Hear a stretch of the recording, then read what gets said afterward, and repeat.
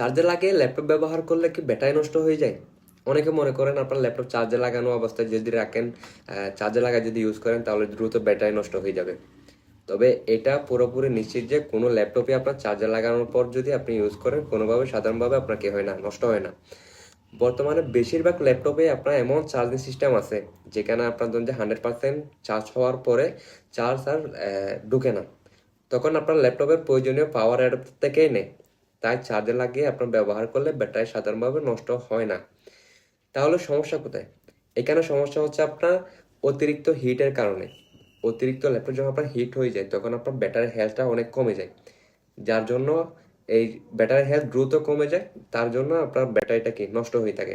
তবে gaming, video editing এবং heavy কাজ ল্যাপটপ অন্যান্য ধরনের কাজ করার সময় আপনার নিয়মিত হিটটা একটু কন্ট্রোল রাখার চেষ্টা করবেন। যদি অতিরিক্ত হিট হয়ে যাচ্ছে, ওরকম কিছু হচ্ছে, তাহলে অবশ্যই আপনি একটা কুলার ইউজ করবেন। বিশেষ করে গেমিং করার সময় ল্যাপটপ চার্জে লাগিয়ে ব্যবহার করা অনেক ক্ষেত্রে ভালো, কারণ গেমিংয়ের সময় ল্যাপটপ বেশি পাওয়ার ব্যবহার করে। চার্জার লাগানো থাকলে ল্যাপটপ সরাসরি অ্যাডাপ্টার থেকে বেশি পাওয়ার পেতে পারে এবং ব্যাটারিও আপনার কি হয় একটু ধীরে সুস্থে থাকতে পারে, যেহেতু চার্জারটা থেকে নেই। তবে সেক্ষেত্রে আপনি বেশিরভাগ হচ্ছে কুলার ইউজ করবেন।